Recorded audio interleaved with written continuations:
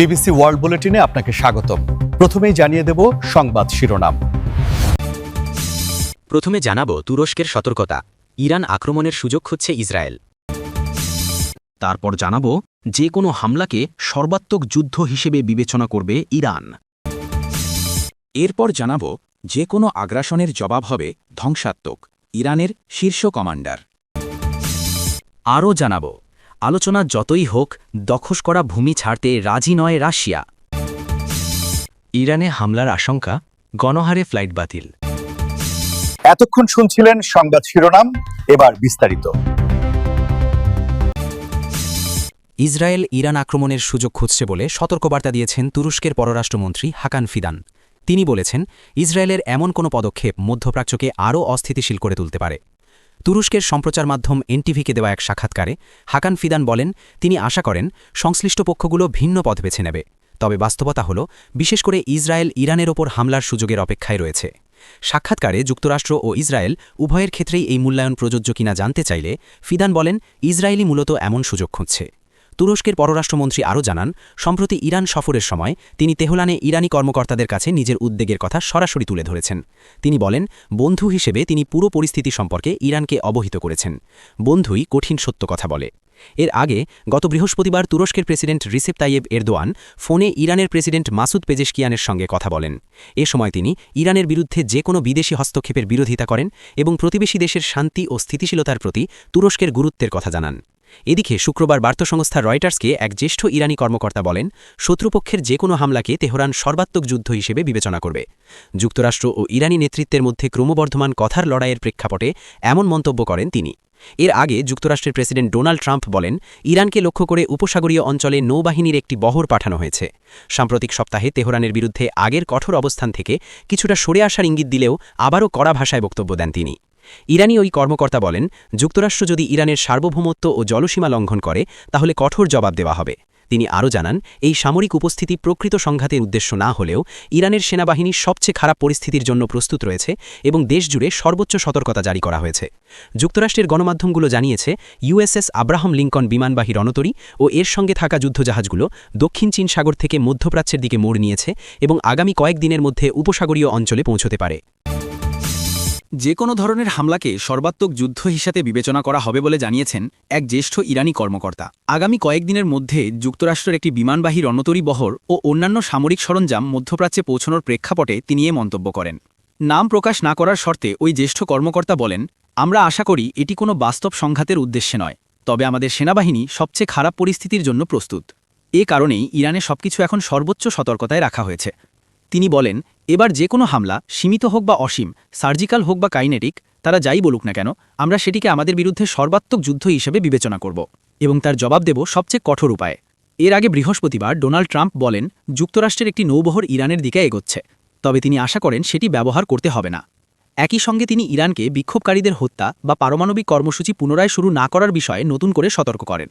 ইরানি কর্মকর্তা বলেন, আমেরিকানরা যদি ইরানের সার্বভৌমত্ব ও ভৌগোলিক অখণ্ডতা লঙ্ঘন করে তাহলে আমরা জবাব দেব, তবে তিনি সেই জবাব কেমন হতে পারে সে বিষয়ে নির্দিষ্ট করে কিছু বলতে রাজি হননি। তিনি আরও বলেন, যে দেশটি যুক্তরাষ্ট্রের পক্ষ থেকে নিরবিচ্ছিন্ন সামরিক হুমকির মুখে রয়েছে তাদের আর কোনো বিকল্প নেই। এর আগে বিভিন্ন সময় উত্তেজনা বাড়লে যুক্তরাষ্ট্রের সেনাবাহিনী মধ্যপ্রাচ্যে অতিরিক্ত বাহিনী মোতায়েন করেছে, যা সাধারণত প্রতিরক্ষামূলকই ছিল। তবে গত বছর জুনে ইরানের পারমাণবিক কর্মসূচিতে হামলার আগে যুক্তরাষ্ট্র সেখানে বড় ধরনের সামরিক সমাবেশ করেছিল। ইরানের ভূখণ্ডের বিরুদ্ধে যে কোনো ধরনের আগ্রাসনের জবাব হবে দ্রুত, নিখুঁত ও ধ্বংসাত্মক। ইরানের খাতাম আল আনবিয়া কেন্দ্রীয় সদর দপ্তরের কমান্ডার এমন মন্তব্য করেছেন।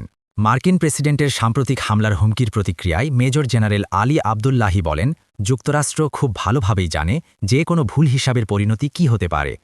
তিনি বলেন, ইরানি জাতির ভূখণ্ড, নিরাপত্তা ও স্বার্থের বিরুদ্ধে যে কোনো আগ্রাসন হলে তাৎক্ষণিক হবে এবং প্রথম ধাপেই যুক্তরাষ্ট্রের সব স্বার্থ, ঘাঁটি ও প্রভাবকেন্দ্র ইরানের সশস্ত্র বাহিনীর জন্য বৈধ, নিশ্চিত ও সহজলভ্য লক্ষ্যবস্তুতে পরিণত হবে। তিনি আরও বলেন, ইসলামী প্রজাতন্ত্র ইরানের প্রতিরক্ষা শক্তি বাস্তব, সক্রিয় ও অটল।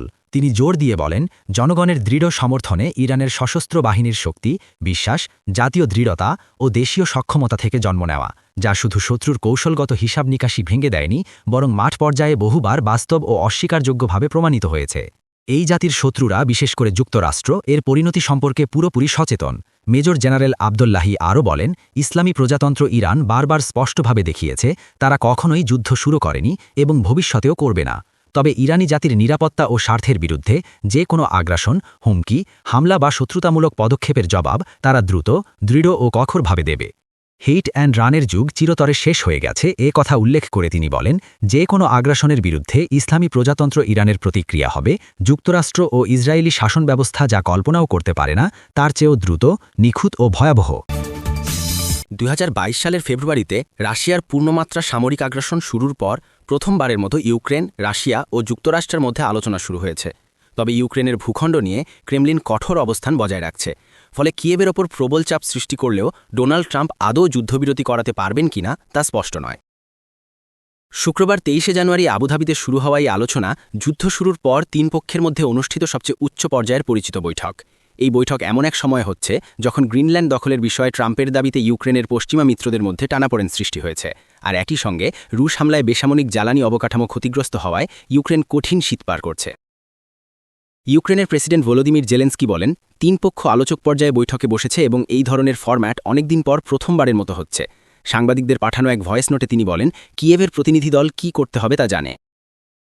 রাশিয়া তাদের প্রতিনিধি দল পাঠিয়েছে সামরিক গোয়েন্দা সংস্থা GRU এর প্রধান অ্যাডমিরাল ইগর কস্তুকোভের নেতৃত্বে, যা ইঙ্গিত দেয় যে আলোচনার মূল ফোকাস রাজনৈতিক নয় বরং সামরিক বিষয়। এই আলোচনায় এসেছে মস্কোয় ট্রাম্পের বিশেষ দূত স্টিভ হুইটকফ ও ভ্লাদিমির পুটিনের মধ্যে সপ্তম বৈঠকের পর। সেখানে আলোচনার প্রধান বিষয় ছিল ভূখণ্ড এবং ইউক্রেনের নিরাপত্তা নিশ্চয়তা। মস্কো সফরে হুইটকফের সঙ্গে ছিলেন ট্রাম্পের জামাতা জ্যারেড কুশনার। তাদের সঙ্গে যোগ দেন ফেডারেল অ্যাকুইজিশন সার্ভিসের কমিশনার জশ গ্রুনবাউম, যিনি সম্প্রতি গাজার জন্য ট্রাম্পের আন্তর্জাতিক বোর্ড অফ পিসের জ্যেষ্ঠ উপদেষ্টা হিসেবে নিযুক্ত হয়েছেন। ক্রেমলিনের দৈনৈতিক উপদেষ্টা ইউরি উশাকভ বলেন, আলোচনা ছিল সব দিক থেকেই ফলপ্রসূ এবং সিদ্ধান্ত হয়েছে যে নিরাপত্তা ইস্যুতে ত্রিপক্ষীয় ওয়ার্কিং গ্রুপের প্রথম বৈঠক আবুধাবিতে হবে। শুক্রবার আলোচনা শুরুর ঠিক আগে ক্রেমলিন আবারও দাবি করে যে যুদ্ধ শেষ করতে হলে কিয়েভকে পূর্ব ইউক্রেনের দনবাস অঞ্চল থেকে সেনা প্রত্যাহার করতে হবে। এছাড়া রাশিয়ার আরও কয়েকজন জ্যেষ্ঠ কর্মকর্তা প্রকাশ্যে ইউক্রেনের ওপর অতিরিক্ত শর্ত আরোপের দাবি তুলেছেন, যা তথাকথিত 20 দফা শান্তি পরিকল্পনাতে অন্তর্ভুক্ত নয়। এসব বক্তব্যে কিয়েভের সরকার পরিবর্তনের ইঙ্গিতও পাওয়া যায়। রাশিয়ার পররাষ্ট্রমন্ত্রী সের্গেই লাভরভ বুধবার বলেন, ইউক্রেন রাষ্ট্রের অবশিষ্ট অংশে বর্তমান নাৎসি শাসন টিকিয়ে রাখার লক্ষ্য নিয়ে তৈরি যে কোনো সমঝোতা প্রস্তাব আমাদের কাছে স্বাভাবিকভাবেই সম্পূর্ণ অগ্রহণযোগ্য। যুক্তরাষ্ট্র ও ইরানের মধ্যে সম্ভাব্য সামরিক সংঘাতের আশঙ্কায় গণহারে ফ্লাইট বাতিল করা হয়েছে। শীর্ষ আন্তর্জাতিক এয়ারলাইনগুলো মধ্যপ্রাচ্যগামী ও মধ্যপ্রাচ্যের ওপর দিয়ে চলাচলকারী এসব ফ্লাইট বাতিল করেছে। এসব সংস্থার মধ্যে অন্যতম হল নেদারল্যান্ডসের KLM, জার্মানির লুফথানসা এবং ফ্রান্সের এয়ার ফ্রান্স। শনিবার 24 জানুয়ারি ভারতীয় সংবাদ মাধ্যম NDTVর এক প্রতিবেদনে এ তথ্য জানানো হয়েছে। প্রতিবেদনে বলা হয়েছে, ফ্লাইট বাতিলের ফলে ইসরায়েল, দুবাই ও সৌদি আরবের রাজধানী রিয়াদ সহ গুরুত্বপূর্ণ গন্তব্যগুলোতে বিমান চলাচল মারাত্মকভাবে ব্যাহত হচ্ছে। ভূরাজনৈতিক পরিস্থিতির কথা উল্লেখ করে এয়ার ফ্রান্স জানিয়েছে তারা সাময়িকভাবে দুবাইগামী ফ্লাইট বন্ধ রাখবে। অন্যদিকে KLM জানায় তারা ইরান, ইরাক ও উপসাগরীয় অঞ্চলের আকাশসীমা ব্যবহারকারী কোনো গন্তব্যে ফ্লাইট পরিচালনা করবে না। এদিকে মার্কিন প্রেসিডেন্ট ডোনাল্ড ট্রাম্প সম্প্রতি জানিয়েছেন যুক্তরাষ্ট্রের একটি নৌবহর ইরানের দিকে অগ্রসর হচ্ছে, যদিও তিনি বলেন এটি কেবল সতর্কতামূলক ব্যবস্থা। ট্রাম্প বলেন, আমরা অনেক জাহাজ ওই দিকে পাঠাচ্ছি যদি প্রয়োজন হয়। আমাদের একটি বড় বাহিনী ইরানের দিকে যাচ্ছে, তবে হয়তো সেটি ব্যবহার করতেই হবে না। হোয়াইট হাউস জানিয়েছে ইরানে বিক্ষোভকারীদের মৃত্যুদণ্ড কার্যকরের প্রক্রিয়া সাময়িকভাবে স্থগিত করা হয়েছে, তবে এরপরও যুক্তরাষ্ট্রের সামরিক প্রস্তুতিতে কোনো শিথিলতা দেখা যাচ্ছে না। মার্কিন নৌবহরের অংশ হিসেবে USS আব্রাহাম লিঙ্কন, বিমানবাহী রণতরী এবং একাধিক গাইডেড মিসাইল ডেস্ট্রয়ার শীঘ্রই আরব সাগর বা পারস্য উপসাগর অঞ্চলে পৌঁছাতে পারে বলে ধারণা করা হচ্ছে। প্রতিবেদনে বলা হয়েছে, এয়ার ফ্রান্স ও এর সহযোগী সংস্থাগুলো তেল আবিব সহ উপসাগরীয় অঞ্চলের গুরুত্বপূর্ণ হাবগুলোতে ফ্লাইট বাতিল করেছে। লুফথানসা জানিয়েছে তারা ইসরায়েলে কেবল দিনের বেলা ফ্লাইট পরিচালনা করবে এবং ইরানের আকাশসীমা এড়িয়ে চলবে। এক বিবৃতিতে এয়ার ফ্রান্স জানায়, মধ্যপ্রাচ্যের বর্তমান পরিস্থিতির কারণে আমরা সাময়িকভাবে দুবাইগামী ফ্লাইট স্থগিত করার সিদ্ধান্ত নিয়েছি। সংস্থাটি বলেছে, যাত্রী ও বিমানের নিরাপত্তা নিশ্চিত করতে তারা পরিস্থিতি নিবিড়ভাবে পর্যবেক্ষণ করছে। KLM জানিয়েছে তারা তেল আবিব, দুবাই, দাম্মাম ও রিয়াদে ফ্লাইট স্থগিত করেছে এবং ইরান, ইরাক, ইসরায়েল ও উপসাগরীয় কয়েকটি দেশের আকাশসীমা ব্যবহার করবে না। ডাচ গণমাধ্যম NOSকে দেওয়া বক্তব্যে সংস্থাটি জানায় তারা এ বিষয়ে নেদারল্যান্ডস সরকারের সঙ্গে যোগাযোগ রাখছে। এছাড়া যুক্তরাষ্ট্রের ইউনাইটেড এয়ারলাইন্স ও কানাডার এয়ার কানাডাও তেল আবিবগামী ফ্লাইট বাতিল করেছে। এভিয়েশন বিশেষজ্ঞরা বলছেন, মধ্যপ্রাচ্যে মিসাইল ও ড্রোন হামলার ঝুঁকি বেসামরিক বিমান চলাচলের জন্য বড় হুমকি হয়ে উঠছে।